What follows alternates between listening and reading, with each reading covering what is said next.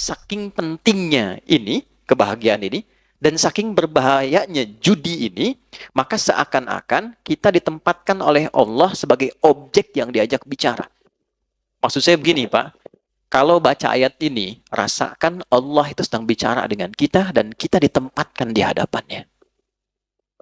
Anda sekarang kasau, Panglima, ya kan? Ada di hadapan Anda menyampaikan satu pesan. Kira-kira sikap kita sempurna atau kita selengean? Masih sempurna. Fokus dengar kan? Ayat ini berkata, ketika ayat ini dibacakan, rasakan diri kita ada di hadapan Allah dan Allah sedang berbicara kepada kita. Karena itu para ulama tuh suka menyampaikan pesan begini. Saya ingat sekali guru saya mengatakan, nah kalau baca Al-Quran itu, rasakan nih surat dari Allah turun untuk kamu. Lewat Nabi Agung Nabi Muhammad SAW. Jadi enak Pak, saat baca Ad-Duha kita lagi sedih, rasanya ayatnya turun buat kita. Wad-Duha, demi kesuksesan dan kenyamanan yang kau rasakan seperti menerima cahaya duha. Wal-laili idza saja, atau sekarang engkau sedang punya masalah besar, merasa gelap seperti gelapnya malam. Ma wadda'aka rabbuka wa ma qala. Yakinkan pada hatimu yang paling dalam, aku tidak akan pernah meninggalkanmu dalam suasana engkau suka atau duka. Kalau ngaji kayak gitu, setiap ayat itu ada maknanya, Pak, Bu. Nah, tentang judi ini, kita diposisikan oleh Al-Quran seakan-akan kita ini di hadapan Allah sedang diberikan sebuah pesan yang dalam. La'allakum tuflihun. Aku pengen engkau tuh bahagia. Adi, aku pengen engkau tuh sukses. Nah, jalan yang menghambat engkau bahagia dan sukses, apapun pekerjaanmu, salah satu perbuatannya ini, judi. Tapi yang jadi masalah, yang saya highlight, bukan kata tuflihunnya. Kata ini la'allakumnya. Di gramatikal bahasa Arab, la'allakum itu masuk kepada bentuk namanya taraji. Sesuatu yang ingin diharapkan, tapi tidak mudah mencapainya kecuali dengan kesungguhan. Apa artinya? Bapak Ibu masih ingat saat puasa kemarin? Kan di ujung ayatnya pakai la'allakum. Al-Baqarah 183. Ya ayyuhalladzina amanu kutiba alaikumus kama kutiba alal ladzina min qablikum la'allakum tattaqun. Kenapa pakai la'allakum? Karena tidak semua orang yang puasa itu bisa takwa kecuali serius menjalani puasanya. Oke? Nah, tidak semua orang yang pengen kebahagiaan dan kesuksesan bisa dapat itu kecuali serius untuk menjalaninya. Anda kalau pengen serius karir di sini Koopsud, serius tunaikan tugas Anda. Tunaikan dengan profesional, secara proporsional, cintai pekerjaan, Anda lebih dekat kepada kesuksesan. Tapi pertanyaannya, kenapa ayat ini disandingkannya dengan maisir, judi? Karena ternyata, kalau orang sudah ditawarkan dengan sifat-sifat itu, tidak mudah kita bisa menghindari dan meninggalkannya. Ini poinnya. Ini penghambat kebahagiaan, tapi tidak mudah untuk bisa menghindarinya jika sudah ada tawarannya. Nih Pak, gampangannya gini ya Pak ya. Ini ada 20.000, Bapak Ibu sekalian. Simpan sini, ada peluang Anda dapat 20 juta dengan 20.000. Ada peluang dapat 20 juta. Kira-kira nih, kalau ada orang mengatakan demikian saat ini, Pak, Bapak simpan aja nih 20.000 Pak. Ada peluang. Walaupun peluangnya 2/10. Dari 10 itu ada 2% Pak, ada di situ. Tapi mungkin Bapak yang dapat. Cuma 20.000 kok nggak ada apa-apanya. Bapak taruh 20.000, dapat 20 juta. Kalau Anda tiba-tiba punya 20.000 di kantong itu, ditawarkan 20 juta dengan tawaran tadi, pilihannya, saya tanyakan, Anda simpan 20.000 itu untuk bertaruh? Atau Anda tinggalkan itu? Tidak dijawab, artinya nggak mudah kan? La'allakum tuh. Karena nggak mudah, Pak. Nah, judi itu sifatnya begitu. Dan itu dimanfaatkan betul dalam konteks sekarang. Karena sifat manusia apa? Kecenderungan manusia ketika dominan nafsunya, dia melihat mana yang paling banyak kuantitasnya. Dia nggak lihat kualitas. Jadi di nafsu manusia itu ada kecenderungan yang mendapatkan banyak. Contoh gampang nih. Ini ada prasmanan misalnya ini. Bapak pengen makan banyak atau sedikit? Umumnya banyak. Kan? Kalau gajian pengen banyak atau sedikit? Pasti banyak. Kalau bonus pengen banyak atau sedikit? Banyak. Lalu di hadapan Anda ada yang mengatakan, taruh 10.000, Anda berpeluang dapat 100 juta. Aktiflah sinyal pengen banyak itu. Itulah yang dimaksud la'allakum. Nggak mudah tuh mengatasi ujian demikian. Dulu masih manual, masih offline. Semua datang, kamu punya apa? Ini, punya apa? Ini. Saking terkuasainya ketika aktif nafsu ini, takwanya tertekan, maka semua yang dominan itu penguasaan nafsu. Dan sifat nafsu tidak ada yang baik. Dulu saking dominannya, Bu, yang dipertaruhkan sampai istrinya, yang dipertaruhkan sampai anaknya, yang dipertaruhkan bahkan sampai kedua orang tuanya. Sekarang yang dipertaruhkan tabungan anaknya, yang dipertaruhkan tabungan istrinya, nggak tanggung-tanggung, yang dipertaruhkan tabungan rekan-rekan seperjuangannya. Kebayang? Kenapa? Karena aktif bagian sinyal tadi. Itulah yang disebut maisir. Kelihatannya gampang dapat, tapi ada tipuan dan kotoran di dalamnya. Maksud Quran itu apa? Ini extraordinary crime. Jangan coba-coba masuk ke wilayah ini, ya, karena konsekuensi dari ini semua, ini mencakup semua ya.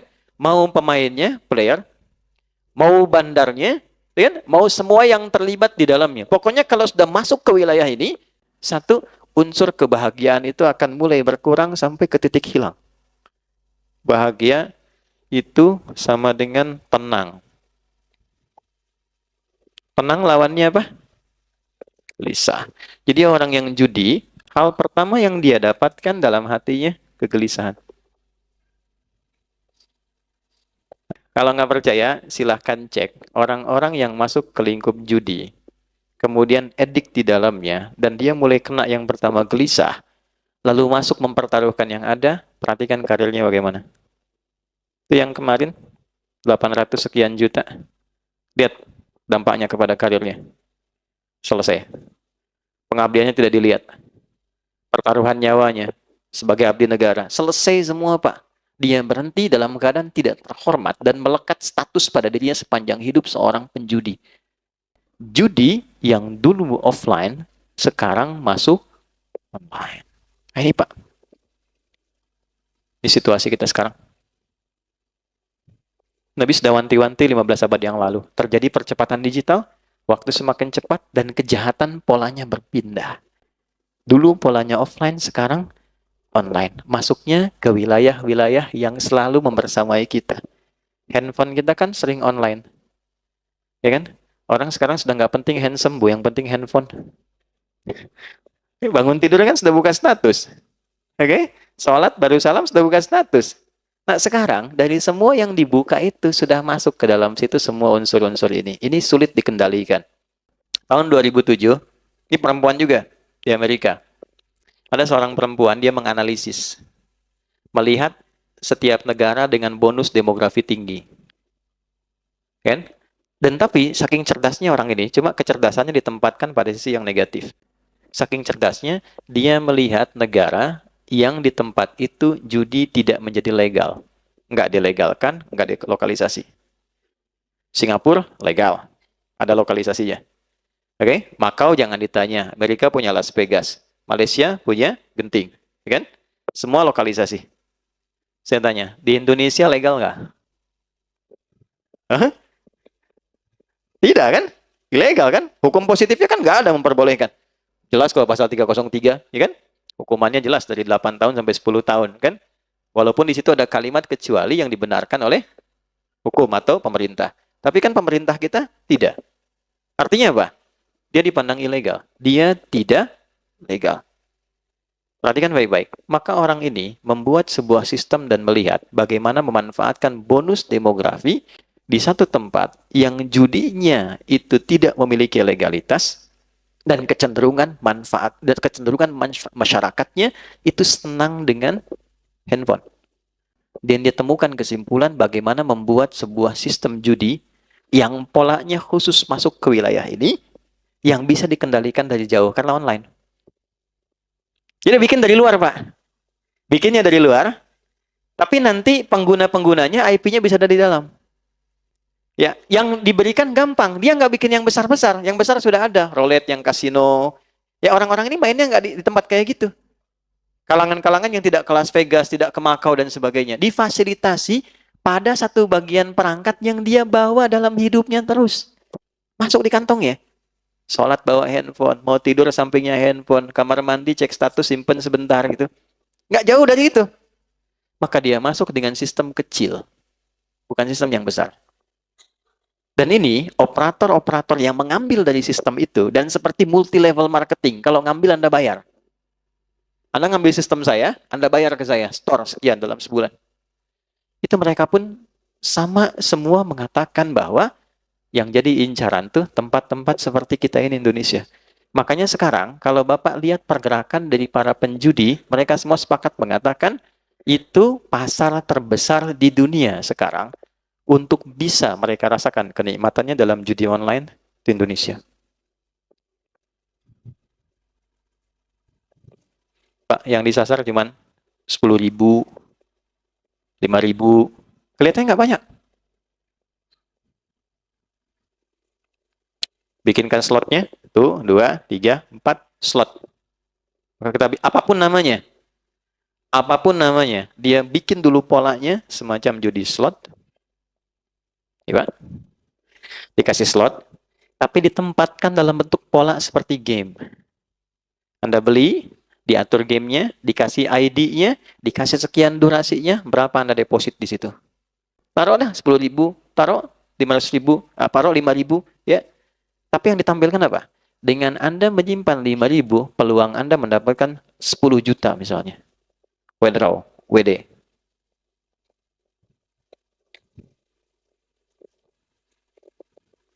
Pak, 5.000 itu berapa persen sih Pak dari pendapatan? Anda dapat 5 juta, keluar 5.000, berapa persen? Cuma 1% kan? Dianggapnya biasa kan Pak ya? Biasa tuh maksud saya sedikit kan? Gampang kan? Gampang keluarnya. Maisir, gampang. Maisir yang dianggap ringan, receh. Receh 5.000 ini. Kalaupun hilang nggak apa-apa. Kan? Ya. Nah, ini hati-hati. Walaupun kelihatan cuma 5.000 tapi dampaknya ini, Pak. Ya, ada kegelisahan, gelisah nih kalau sekarang dapat udah setannya aktif, CS-nya juga WA, masuk lagi, besoknya aktif terus begitu. Sampai tak terasa habis berapa. Kalau main 5 sampai 6 kali, Pak, yang ketujuh dikasih menang dulu. Ini pengakuan dari admin. 5, 6 kali dalam sehari, misalnya pagi masuk lagi, siang deposit lagi, sore deposit, sampai malam orang tahajud ini deposit, dikasih menang. Jadi dia cerita ke teman, kamu tahajud dapat apa? Saya main game dapat uang, kamu tahajud dapat apa-apa? Itu bisa begitu. 7 kali dikasih sekali, nanti besoknya dipertaruhkan yang dia dapat semalamnya itu. Selesai. Makanya di dunia orang-orang judi, pengakuan bandar sampai sekarang, orang paling bodoh itu orang yang ikutan slot katanya. Kenapa? 10 orang ikut. Naruh masing-masing 1 juta. Misal. Jadi berapa? 10 juta. Diputar, Pak. Uang ini begitu masuk, ini kan peluangnya itu kan paling sampai 10-20%. Artinya 1 orang sampai 2 orang. Sekali putaran itu ya. Begitu masuk, bandar judi itu udah ngambil, Pak, Ibu. Diambil sama dia tuh minimal itu 70-80% ya. Jadi kalau Bapak naruh 10 orang ini, naruh uang masing-masing 1 juta, ini sama dengan ngasih ke bandar. Bandar, nih kasih. Sama bandar diambil 8 juta. Yang dia putar 2 juta. Ini 2 juta itu dia kembalikan ke 10 orang ini. Supaya diputar, supaya mereka saling berbagi untuk dapat. Dikasih